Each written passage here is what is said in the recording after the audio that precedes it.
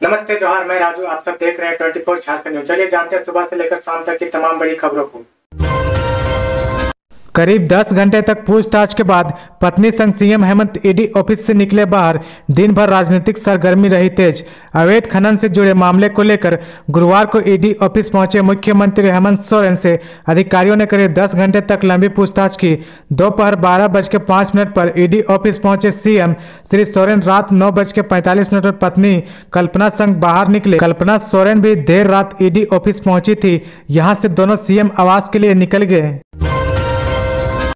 सोरेन परिवार के लिए अशुभ रहा रांची का ईडी ऑफिस। कभी था इस मंत्री का बंगला। राज्य में प्रवर्तन निदेशालय का रांची जोनल ऑफिस सोरेन परिवार के लिए अब तक अशुभ ही साबित होता आया है। वर्तमान में 1000 करोड़ रुपए के अवैध खनन के मामले में मुख्यमंत्री हेमंत सोरेन प्रवर्तन निदेशालय के रडार पर है। प्रवर्तन निदेशालय ने उनसे पूछताछ की, लेकिन ऐसा पहली बार नहीं जब इस भवन में रहने वालों के कारण सोरेन परिवार की किसी सदस्य पर सियासी संकट आया है। दरअसल साल 2009 में इसी बिल्डिंग में एनोस एक्का रहा करते थे। एनोस ने मंत्री बनने के बाद एयरपोर्ट रोड में इस आलीशान बिल्डिंग को बनवाया था। मधु कोड़ा सरकार के पतन के बाद शिबू सोरेन जब राज्य के मुख्यमंत्री बने तब एनोस उनकी सरकार में कैबिनेट मंत्री रहे, लेकिन तमाड़ के उपचुनाव में उन्होंने तत्कालीन मुख्यमंत्री शिबू सोरेन के खिलाफ झारखंड पार्टी की टिकट पर राजा पीटर को चुनाव मैदान में उतरवा दिया। ऐसे में एनोस को शिबू सोरेन की कैबिनेट से एसीबी के केस के आरोप में बर्खास्त कर दिया गया था। झारखंड में ओबीसी आरक्षण के बिना होगा निकाय चुनाव। झारखंड में नगर निकाय चुनाव की तैयारी को अंतिम रूप दिया जा रहा है। चुनाव आयोग एक एक कर चुनाव से जुड़ी सभी औपचारिकताएं निपटा रही है। इस बार सरकार ने पिछड़ों को आरक्षण दिए बगैर नगर निकाय चुनाव कराने का फैसला लिया है। 9 नगर निगम के अलावा 20 नगर परिषदों तथा 19 नगर पंचायतों के लिए आरक्षण रोस्टर तैयार कर राज्य निर्वाचन आयोग ने गुरुवार को इसे अधिसूचित कर दिया गया। इस बार पिछड़ों को आरक्षण न मिलने की वजह से नगर निकायों में आरक्षण की तस्वीर बदल गई है।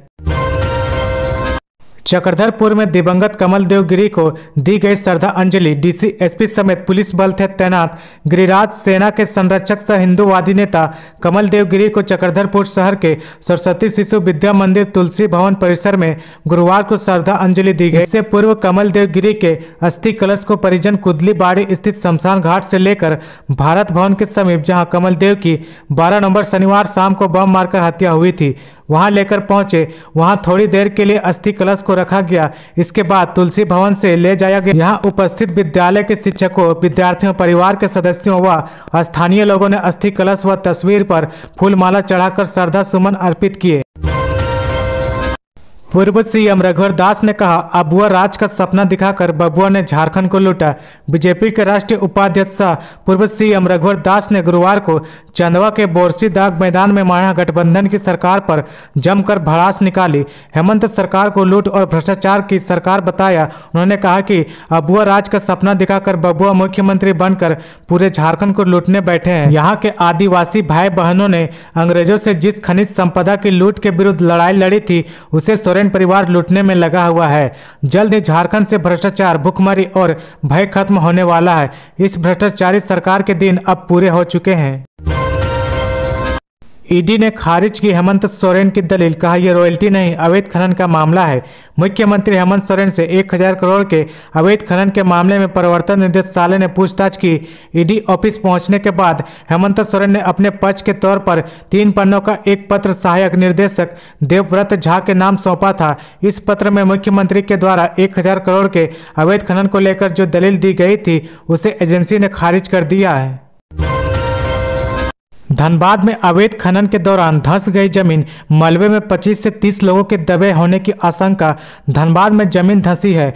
घटना के बाद मलबे में 25 से 30 लोगों के दबे होने की आशंका है। घटना जिले के ईसीएल मुगमा क्षेत्र अंतर्गत कापासारा आउटसोर्सिंग कोलवरी की है। यहां शुक्रवार को तड़के अवैध खनन के दरमियान चाल धंस गई। 100 मीटर के दायरे में भू धंसान हुआ है। घटना को लेकर स्थानीय लोगों में दहशत है। ये घटना धोड़ा इलाके के कुछ ही दूरी पर घटित हुई है। पूरे रास्ते में चौड़ी चौड़ी दरारें हैं। स्थानीय लोगों के मुताबिक घटना को 2.5 घंटे बीत चुके हैं, लेकिन पुलिस नहीं पहुंची। 22 वर्ष बाद औपनिवेशिक व्यवस्था को बदलने की हुई शुरुआत।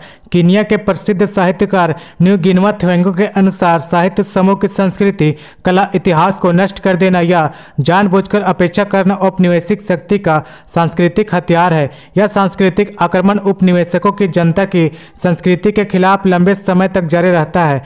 नव औपनिवेशिक स्थितियों में यह सांस्कृतिक हथियार और भी तेजी से काम करता है ताकि औपनिवेशिक शासकों के हितों की रक्षा करने वाली मानसिकता का निर्माण हो सके।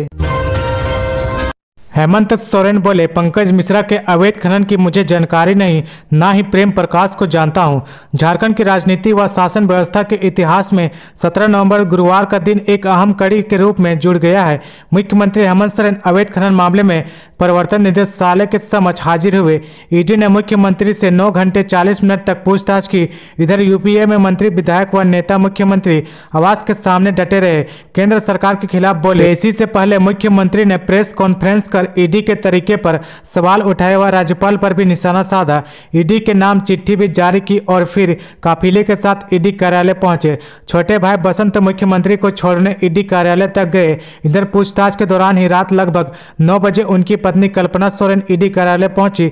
मुख्यमंत्री उनके साथ ही ईडी कार्यालय से बाहर आए। मुख्यमंत्री की पेशी को लेकर राज्य में राजनीतिक सरगर्मी बढ़ गई है। झामुमो के कार्यकर्ता कई जिलों से राजधानी में पहुंच गए हैं।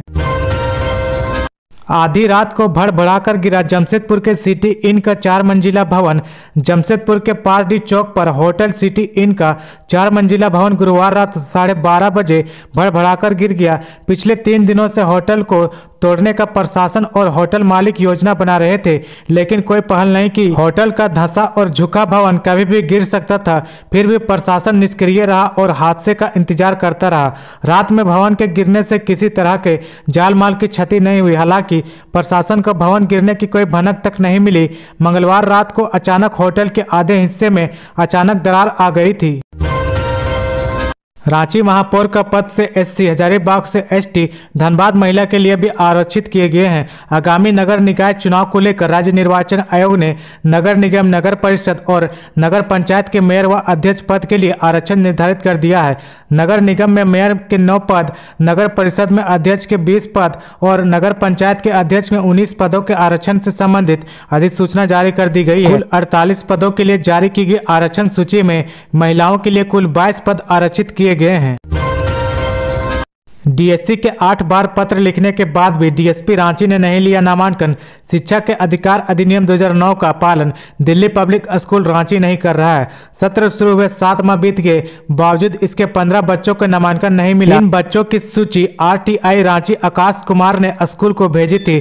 स्कूल को नामांकन जल्द पूरा कर डीएससी कार्यालय से अवगत कराने की बात कही गई थी। बावजूद इसके डीएसपी रांची ने बच्चों का नामांकन नहीं लिया। इस दौरान मई से अब तक नोडल पदाधिकारी 8 बार प्राचार्य को पत्र भेजकर हिदायत दे चुके हैं। राजधानी रांची के सड़क पर डटे कार्यकर्ता, केंद्र पर गरजे सत्ता पक्ष के नेता। मुख्यमंत्री आवास के सामने ही कार्यकर्ता जमा हो गए। पूर्व में कहा गया था कि मोहरावादी में सब एकत्र होंगे, सब वहीं एकत्र भी हुए।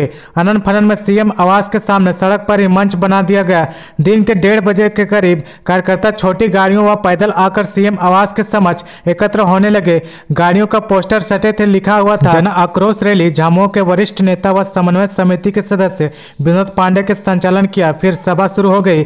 सभा को एक एक कर मंत्री, विधायक, सांसद व नेता संबोधित करने लगे। नेता केंद्र सरकार, भाजपा व केंद्रीय एजेंसियों के साथ साथ राज्यपाल पर भी गरजे। कार्यकर्ता भी जमकर नारेबाजी करते रहे। देर शाम तक यह सिलसिला कांके रोड पर जारी रहा।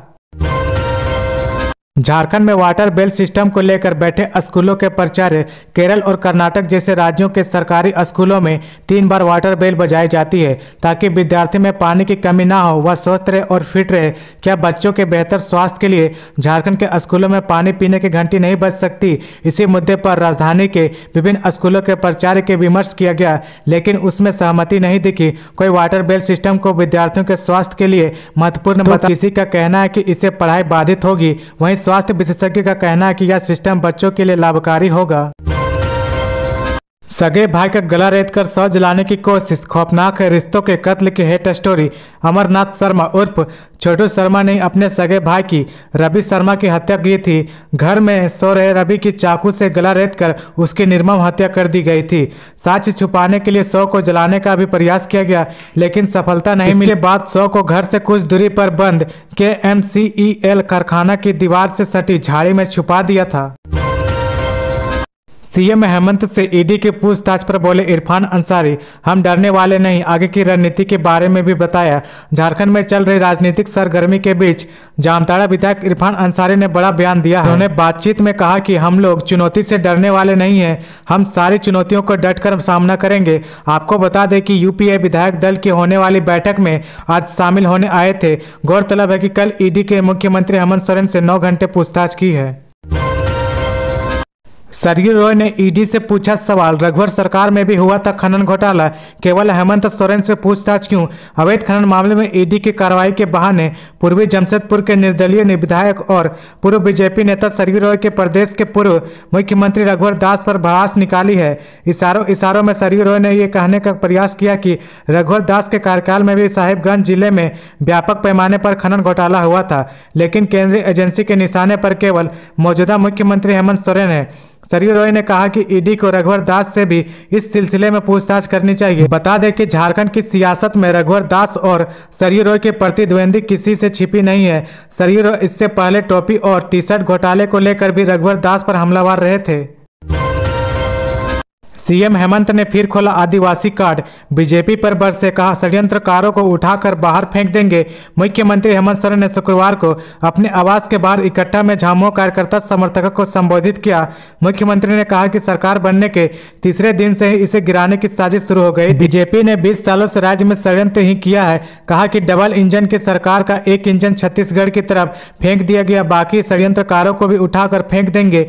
मुख्यमंत्री ने कहा कि जिस तरह से हमारी सरकार काम कर रही है उससे विरोधी को अपनी कुर्सी हिलती दिख रही है।